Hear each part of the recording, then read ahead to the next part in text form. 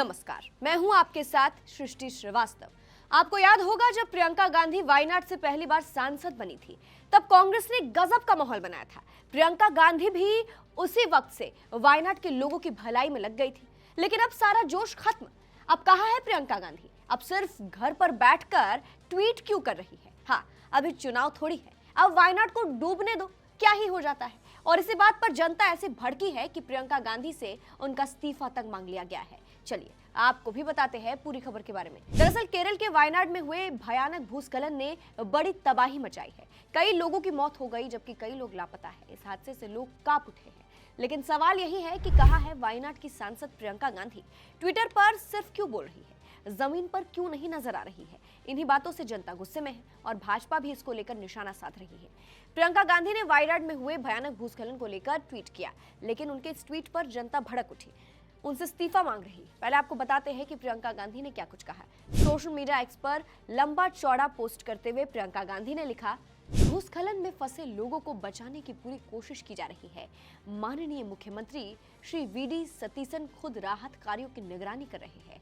Police और NDRF की टीमें कुछ समय से घटनास्थल पर मौजूद है और एसडीआरएफ की टीमें तथा सिविल डिफेंस के स्वयं सेवक भी वहां पहुंच चुके हैं। हम सभी जिला प्रशासन, तिरुवनंतपुरम से आ रहे मंत्री टी सिद्दिक और एपी अनिल कुमार स्थानीय पार्टी पदाधिकारियों और संबंधित एजेंसियों के साथ मिलकर काम कर रहे हैं। आगे उन्होंने लिखा, जिन लोगों ने अपने परिवार के कीमती सदस्यों को खो दिया है, उनके प्रति मेरी गहरी संवेदनाएं।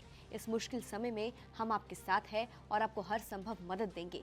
जो लोग अभी तक नहीं मिले हैं, उनके लिए हमारी प्रार्थनाएं और उम्मीदें हैं। बचाव दल जब तक उन तक पहुंचने की कोशिश कर रहे हैं, वे हिम्मत बनाए रखें और उनके परिवार वाले जो उनका इंतजार कर रहे हैं, इस दुखद घड़ी में साहस रखें। आगे अपील करते हुए प्रियंका गांधी ने लिखा, मैं यूडीएफ कार्यकर्ताओं, पदाधिकारियों और आम जनता से अपील करती हूं कि वे प्रशासन के दिशा निर्देशों का सख्ती से पालन करते हुए हर संभव मदद करें। ऐसे समय में हमें सुनिश्चित करना होगा कि राहत और बचाव कार्यों में कोई बाधा न आए और हम बिना किसी व्यवधान के हर संभव सहायता पहुंचाएं। प्रियंका गांधी के इस ट्वीट से जनता भड़क उठी है। लोग इस पर रिएक्शन दे रहे हैं। एक यूजर ने लिखा, जब तक राहुल वायनाड से सांसद थे तब तक सब ठीक था, लेकिन आज जब कोई समस्या आती है तो वे उपलब्ध नहीं होते।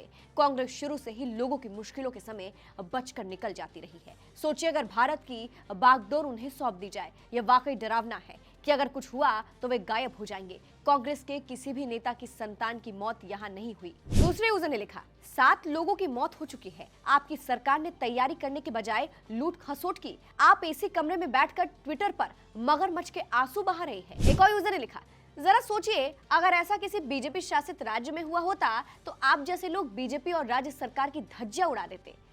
आप लोग इस देश में कितनी घटिया राजनीति करते हैं। एक और यूजर ने लिखा, वायनाड के सांसद पीड़ित की मदद कब करेंगे? एक और यूजर ने उनका इस्तीफा मांगते हुए लिखा, प्रियंका गांधी को नैतिक आधार पर अपना इस्तीफा दे देना चाहिए, क्योंकि 20 दिन से मिट्टी मलबा हटाने की चेतावनी दी जा रही थी। पर ऐसी सांसद पर धिक्कार है जो सिर्फ दिल्ली बैठी रहती है, पर केरल के लोग मर रहे हैं, उनकी कोई फिक्र नहीं है। तो कुछ इस तरह से प्रियंका गांधी पर जनता भड़क उठी है और इस्तीफा मांग रही है। इस पर भाजपा का रिएक्शन सामने आया है।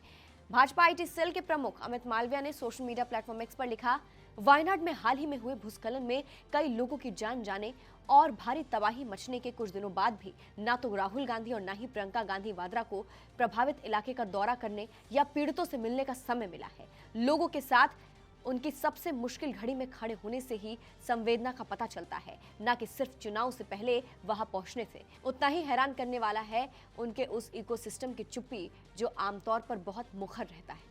तो फिलहाल प्रियंका गांधी अपने ही ट्वीट को लेकर फंस गई है, अपनी ही हरकतों की वजह से फंस गई है। फिलहाल इस पूरी खबर को आप कैसे देखते हैं, प्रियंका गांधी के ट्वीट को आप कैसे देखते हैं, कमेंट करके जरूर बताइएगा। नमस्कार।